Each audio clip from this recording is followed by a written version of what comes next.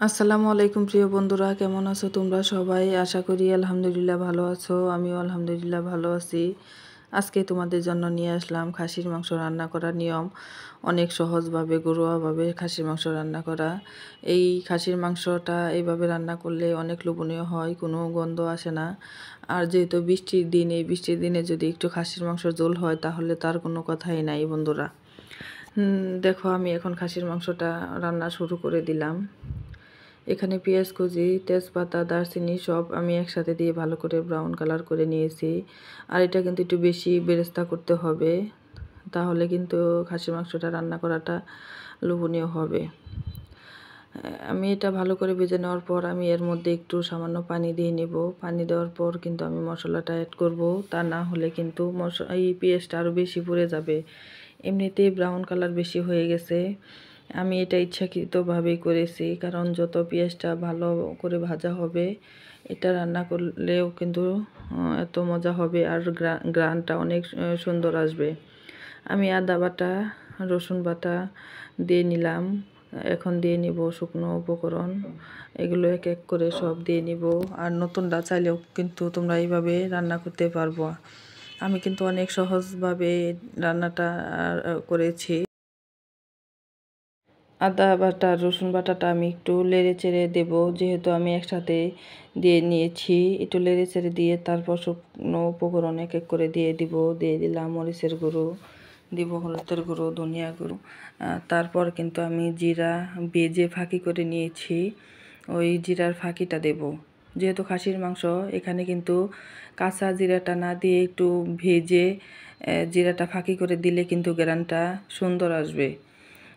এখন আমি এই উপকরণ দিয়ে ভালো করে কষিয়ে নিব। মশলাটা ভালো করে কষানো হলে কিন্তু রান্নাটাও মজা হয়, আমরা কিন্তু সকলেই জানি।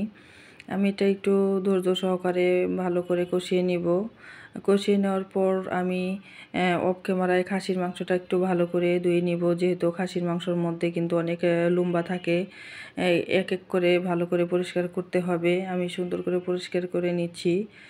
পরিষ্কার করে নিয়ে এর মধ্যে ঢেলে দেব খাসির মাংস। খাসির মাংসটা দিয়ে ভালো করে একটু কষিয়ে নিব।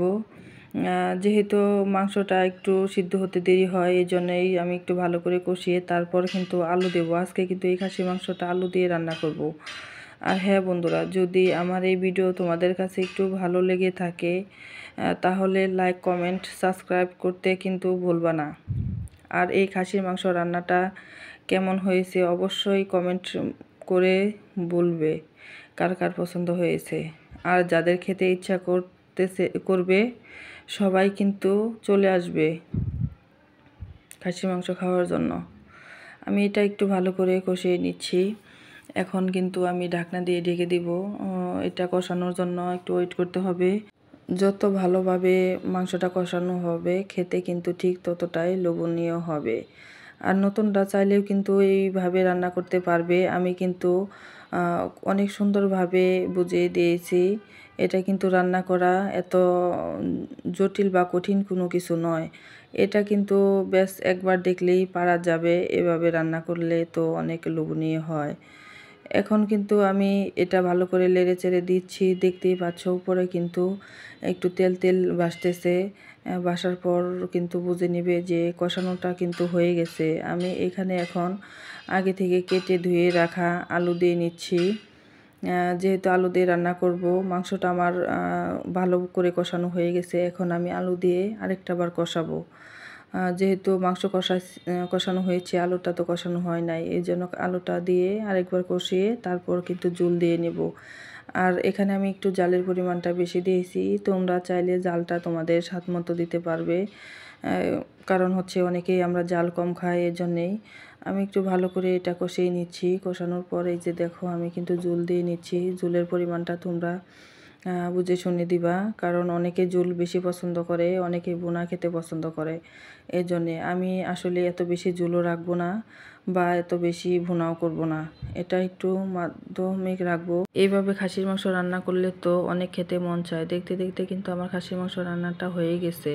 দেখো, দেখতে যেমন লোভনীয় হয়েছে, খেতেও তেমন লোভনীয় হয়েছে। ধন্যবাদ জানিয়ে শেষ করছি। আল্লাহ হাফেজ।